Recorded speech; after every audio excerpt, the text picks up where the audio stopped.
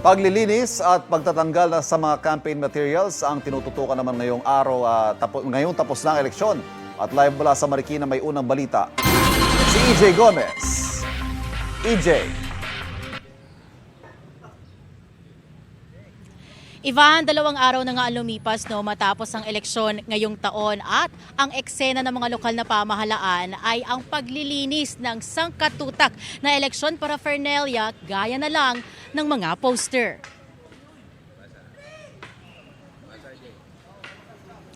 Abala ngayong umaga ang mga tauhan ng barangay-barangka sa Marikina City sa pagtatanggal ng mga eleksyon paraphernalia, gaya ng mga tarpaulin at poster ng mga tumakbong kandidato.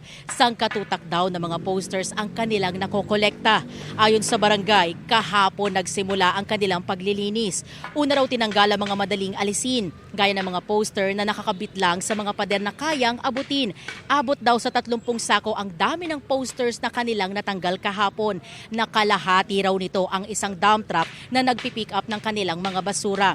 Susunod daw natatanggalin ngayong araw ang mga election posters na kailangan akyatin dahil nakasabit sa mga linya ng kuryente o matataas na lugar. Gayon din ang mahihirap na tanggalin sa pagkakadikit na kailangan paggamitan ng ilang tools. Actually po, sobrang dami talaga ng mga tarpaulin, ng mga nakasabit, yung billboard, then yung mga nakasabit lagay sa pader. Sa mga billboard po, ma'am, mahirap talaga dahil gagamit pa po kayo ng martilyo, ng pliers, ng hagdanan. Meron po kasi tayo mga nakasabit like sa mga wirings natin sa may poste. Yun po ang susunod namin trabaho ngayon.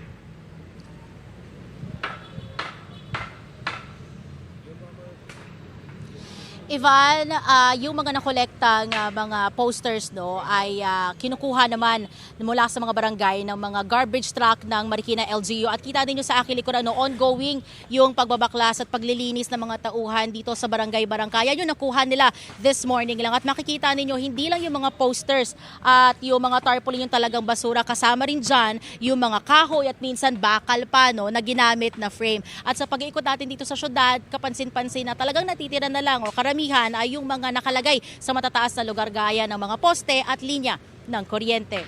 At yan, ang unang balita mula rito sa Marikina City. EJ Gomez para sa GMA Integrated News. Kapuso, huwag magpapahuli sa latest news and updates. Mag-iuna ka sa balita at mag-subscribe sa YouTube channel ng GMA Integrated News.